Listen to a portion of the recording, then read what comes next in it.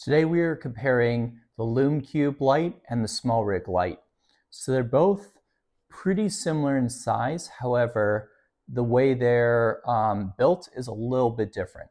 So let's take a look at the Lumecube light first.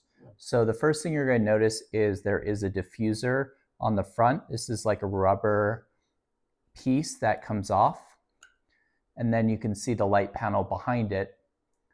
This diffuser just kind of covers up the panel a little bit to give a little bit better diffused light. On the back, you can see that there's the Lumecube screen. This tells you what your battery percentage is, how much longer you have to use light before it will die, the brightness level, the Kelvin level, things like that. On the side, you'll have your on and off button, you have your adjustment button, and you have your charging. You can mount it on the bottom or you can mount on the side onto your tripod or camera.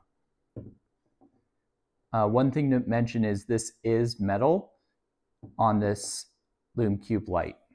So now let's take a look at the SmallRig. SmallRig has a hard plastic cover. So this is the diffuser. The whole thing is plastic, so it is a little bit lighter. May not be quite as durable because it is plastic, but is lighter. So on the top, there are multiple, and left and right, multiple places where you can mount additional accessories like mics or other things onto this light itself. The top has the charger. They're both USB-Cs, of course. On the back, this is your on and off button, and this is how you adjust your Kelvin and your brightness level by spinning the wheel and pushing it in and out.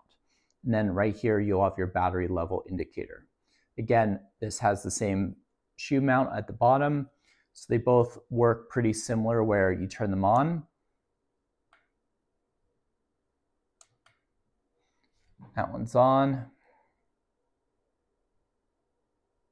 And that one's on. So they have similar light outputs. They both work quite similar, but there is a little bit of a difference when it comes to build quality, obviously, one being plastic, one being metal, and the adjustability. This one is, the SmallRig one is a little harder to adjust just because you don't have a screen and visual controls of exactly what temperature range you're in and what light level you are using. You're just spinning a dial and hoping it's going to be about right. Also, for the battery level indicator, it's a series of 4 dots, so you don't have a precise time, where with the Lumecube, you know exactly you would have an hour left or half an hour left to film before you're going to have a dead battery at that brightness level.